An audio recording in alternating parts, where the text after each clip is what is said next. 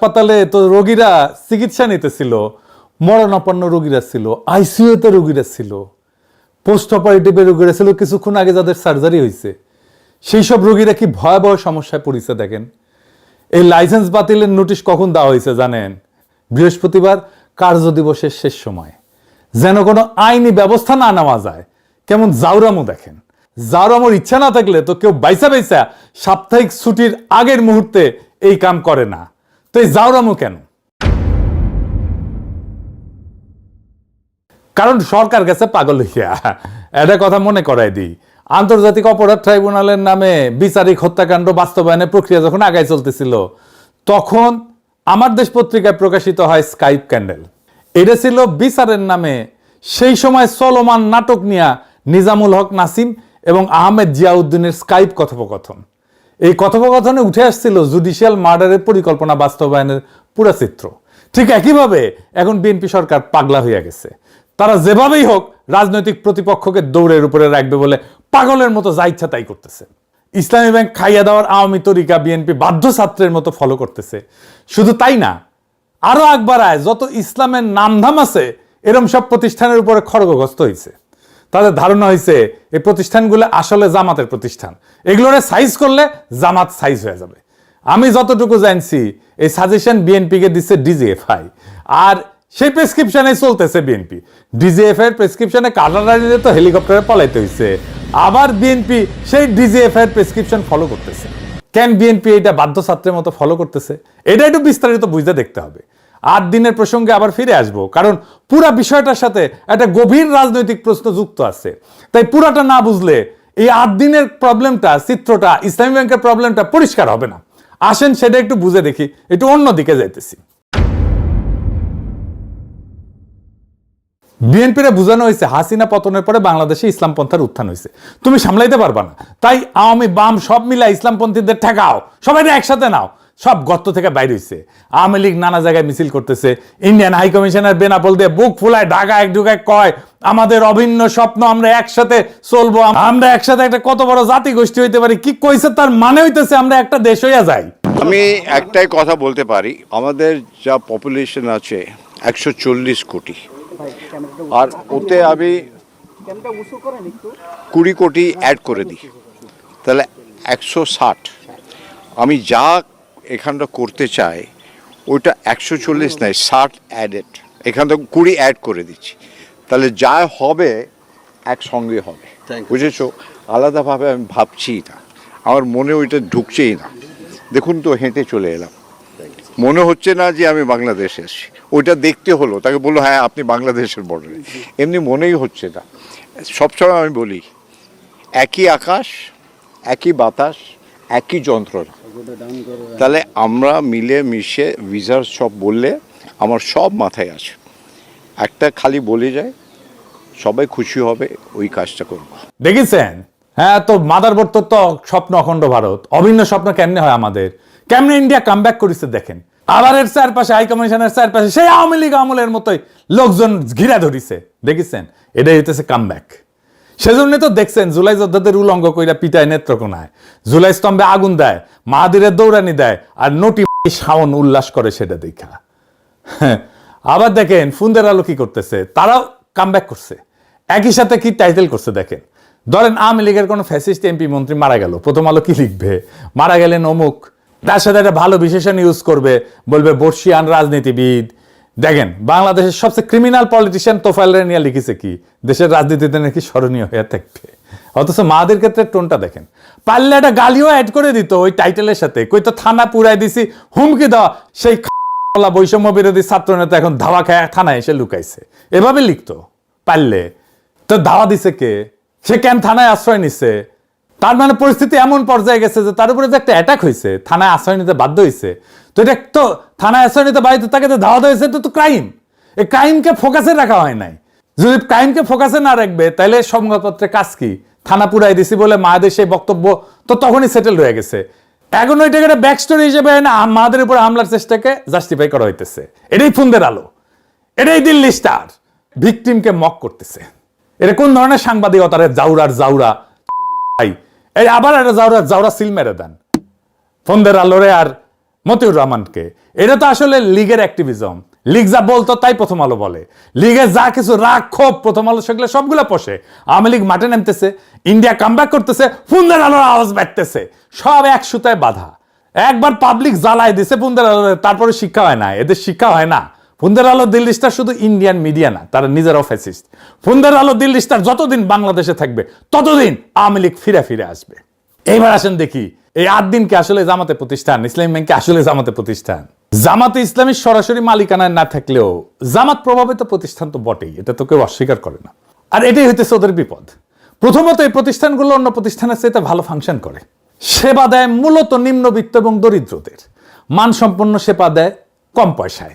প্রতিষ্ঠানগুলোতে ইসলামপন্থীদের চাকরি বাকরি হয়। বাংলাদেশে তো অনেক প্রতিষ্ঠানে দাঁড়িয়ে থাকলে চাকরি হয় না, এটা তো সত্য কথা।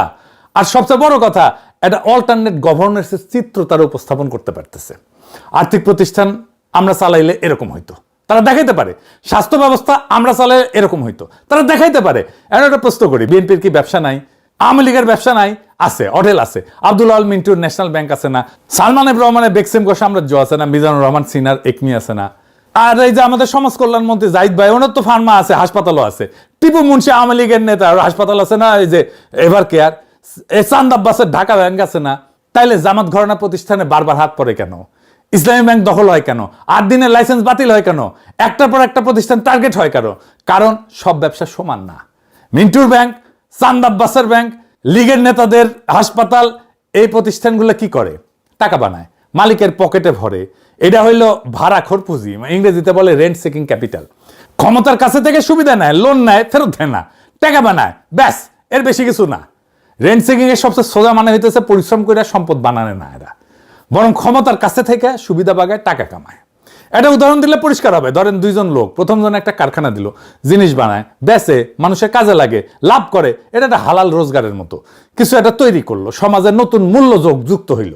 দ্বিতীয় জন কিছুই বানায় না, সে শুধু ক্ষমতার সাথে খাতির করে, ব্যাংক থেকে 1000 কোটি টাকা লোন নেয়, ফেরত দেয় না, সরকারি কাজ পায় কম্পিটিশন ছাড়াই, বিদ্যুৎ কেন্দ্র বসায় আর ক্যাপাসিটি চার্জ নেয়, বিদ্যুৎ না দিয়েও টাকা পায়। এই লোক নতুন কিছু বানায় না, সে শুধু বিদ্যমান সম্পদ থেকে নিজের ভাগটা বাগায় নেয় ক্ষমতার জোরে। এই দ্বিতীয় ধরনটাই হইতেছে রেন্ট সিকিং, বাংলায় বললে ভাড়াখোর পুঁজি, বা আরো সোজা বাংলায় বললে সুবিধাভোগী লুটেরা ব্যবসা। এই প্রতিষ্ঠানগুলো একটা জিনিস কোনোদিন করে না, এরা দেখায় না যে আমরা চালাইলে দেশটা কেমন হইতো। এরা কোনো বিকল্প আঁকে না, শুধু লুটে। এখন উল্টা দিকটা দেখেন, 8 দিন গরিব মানুষের মানসম্পন্ন সেবা দেয়, ইসলামী ব্যাংক নিম্নবিত্তের কাছে পৌঁছায়, এই প্রতিষ্ঠানগুলোতে দাড়িওয়ালা লোকের চাকরি হয়, যেটা বাংলাদেশের অনেক জায়গায় হয় না, দাড়ি দেখলে দরজা বন্ধ, আর এরা ভালো ফাংশন করে, এটা অনেকে মানে। এই দুইটার মধ্যে আকাশ পাতাল ফারাক, আর এই ফারাকটাই হইল আসল গল্প। কি গল্প? ঘরনা প্রতিষ্ঠান যখন গরিবের ভালো সেবা দেয়, ভালো চলে, তখন সেটার নিছক ব্যবসা থাকে না, সেটা একটা প্রস্তাব হয়ে দাঁড়ায়। প্রস্তাবটা কি? আর্থিক প্রতিষ্ঠান আমরা চালাইলে এমন হইতো, স্বাস্থ্য ব্যবস্থা আমরা চালাইলে এমন হইতো, সরকার আমরা চালাইলে এমন হইতো। বুঝতে পারতেছেন? এটা একটা বিকল্প শাসনের ছবি দেয়। ক্ষমতায় যাওয়ার আগেই প্রমাণ হাতে নিয়ে দাঁড়ায় আছে, দেখো আমরা পারি। আর এইটাই শাসকের জন্য সবচেয়ে বড় বিপদ। কারণ একজন শাসকের সবচেয়ে গভীর দাবিটা কি? আমি ছাড়া কেউ এই দেশটা চালাইতে পারবে না, বিকল্প নাই, তাই না? সবসময় হাসিনাও তাই, তারেক রহমানও তাই। এই প্রতিষ্ঠানগুলো ঠিক এই দাবিটার গায়ে হাত দেয়, জলজ্যান্ত প্রমাণ হয় বলে। বিকল্প আছে, লুটেরা ব্যাংক সহ্য করা যায়, কিন্তু একটা কাজ করা বিকল্প সহ্য করা যায় না। ইটালিয়া চিন্তক আন্তোনিও গ্রামসি একটা কথা বলছিলেন, রাষ্ট্র মানে খালি সরকার, পুলিশ, আদালত না, রাষ্ট্র মানে এইগুলোর সাথে আরেকটা জিনিস, সিভিল সোসাইটি, স্কুল, হাসপাতাল, ব্যাংক, সংগঠন, মসজিদ, মাদ্রাসা। ক্ষমতার টিকা থাকে এই প্রতিষ্ঠানগুলোর মধ্যে দিয়ে, মানুষের সম্মতি তৈরি করে এরা। গ্রামসি বলতেন, যদি কেউ ক্ষমতাকে চ্যালেঞ্জ করতে চায়, তাহলে তাকে একটা সিভিল প্রতিষ্ঠানগুলোর ভিতরে একটা পাল্টা শক্তি বানাইতে হবে। উনি নাম দিছিলেন কাউন্টার হেজিমনি, পাল্টা আধিপত্য। জামাত ঘরানা প্রতিষ্ঠানগুলো এইটা করতেছে, জানায় অথবা অজানায়, জেনে করুক আর না জেনে করুক। এরা একটা পাল্টা সিভিল সোসাইটি বানাইছে, রাষ্ট্রের অনুমতি ছাড়াই। এরা নিজের বৈধতা উৎপাদন করে, নিজের জনভিত্তি বানায়। এখন বুঝেন, শাসকের কাছে টিপু মুন্সির এভার কেয়ার কেন কোনো হুমকি না? সামিটের বিদ্যুৎ কেন্দ্র কেন কোনো হুমকি না? কেন সামিট টাকা পায়? আদানির বিদ্যুৎ কেন্দ্র কেন কোনো হুমকি না? সালমান রহমানের বেক্সিমকো কেন কোনো হুমকি না? ওইটা পাল্টা আধিপত্য বানায় না, কিন্তু 8 দিন ইসলামী ব্যাংক এরা বানায়। এরা এই কারণেই টার্গেট, কারণ এই প্রতিষ্ঠানগুলো একটা কাজ করে, ক্ষমতায় যাওয়ার আগেই দেখায় দেয় ক্ষমতায় গেলে কি করবে। এটারে বলা যায় একটা পূর্বাভাস, ভবিষ্যতের একটা ছোট্ট নমুনা, আজকে হাতে নাতে দেখানো। রাষ্ট্রের ভেতরেই যেন একটা ছোট বিকল্প রাষ্ট্রের বীজ, শাসক এইটাকে দেখে অস্তিত্বের প্রতি হুমকি হিসাবে। কারণ এটা সব কথা না, এটা প্রমাণ, প্রমাণের বিরুদ্ধে তর্ক তো চলে না। তাহলে তারা এগুলো ভাঙবে কি? শাসক যদি এই প্রতিষ্ঠানগুলো আদর্শ দিয়ে হারাইতে না পারে, কারণ সেবা ভালো, মানুষ পছন্দ করে, তাইলে হারাবে কিভাবে? আইন দিয়া, প্রশাসন দিয়া, লাইসেন্স বাতিল করিয়া, ভোট দখল করিয়া, অনিয়ম পাওয়া গেছে বলে তদন্ত বসাও, বাংলাদেশ ব্যাংক দিয়ে ভোট ভেঙে দাও, স্বাস্থ্য অধিদপ্তরকে দিয়ে লাইসেন্স বাতিল করো। কিন্তু আসল লক্ষ্য কি? প্রতিষ্ঠান না, আসল লক্ষ্য প্রতিষ্ঠানটা যে বিকল্প শাসনের ছবি আঁকতেছিল সেই ছবিটা মুছে দেওয়া।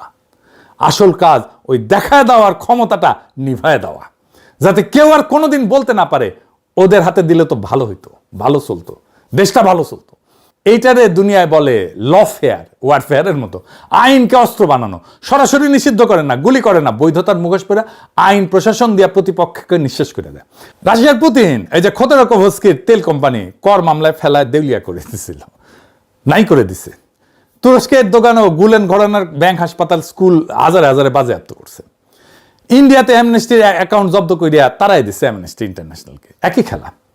আর বাংলাদেশেও সে একই খেলা চলতেছে। জামাত ঘরানা প্রতিষ্ঠানের বিপদটা তাদের টাকায় না, বিপদটা তাদের বৈধতায়। এরা রাষ্ট্রের পাশে দাঁড়ায় একটা পাল্টা শাসনের জলজ্জান্ত প্রমাণ দেখায়।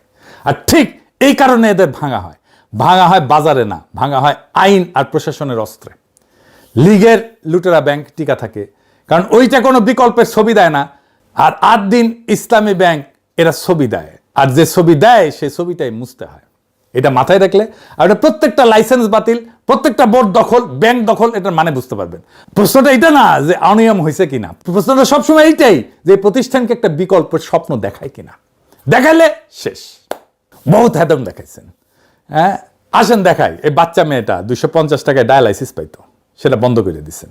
আমার নাম ফাহিমা, বাড়ি মাগুরা। এই কিডনির সমস্যা ছোটবেলার থেকে। পিজি হসপিটালে হয়েছে 7 মাস মতো, সপ্তাহে 2 দিন। না, এখানে কোনো সমস্যা নেই। এটা আমাদের পেশেন্ট, এর নাম ফাহিমা, এর বাসা মাগুরা, এর বয়স 14 বছর। আমাদের এখানে গত বছর 2025 সালের 14ই আগস্ট থেকে আমাদের এখানে ডায়ালাইসিস পাচ্ছে। রেগুলার ডায়ালাইসিসে আসে সপ্তাহে 2 দিন। এই পেশেন্ট আমাদের এখানে, আমাদের দরিদ্র একটা ফান্ড আছে 250 টাকা, সেই 250 টাকায় ডায়ালাইসিস পাচ্ছে। দেখেছেন, বহুত হ্যাডম আপনাদের। এরকম 15,000 ডায়ালাইসিস রোগী চিকিৎসা পাইতেছিল এই 8 দিনে। আসিলেন হ্যাডমালা।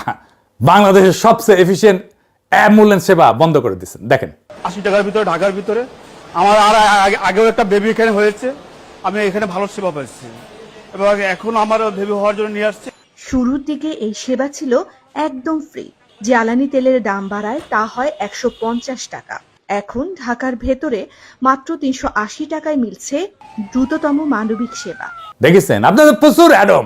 ঢাকা শহরের দরিদ্র আর নিম্নবিত্তের মানসম্পন্ন হাসপাতাল বন্ধ করে দিয়েছেন। দেখেন কি বলে ওরা। আগামীতে আমি কোথায় যাব? আমার তো এত টাকা নাই ভাই, আমার প্রতিদিন লক্ষ লক্ষ টাকা ইনকাম নাই, আমি কোটিপতির সন্তান না, আমি কোথায় যাব আমার বাচ্চাকে নিয়ে সেটা বলেন। ওই বাচ্চা যদি মারা যায় সরকার কি দেবে? কি দেবে ওই বাচ্চার বাবা মাকে?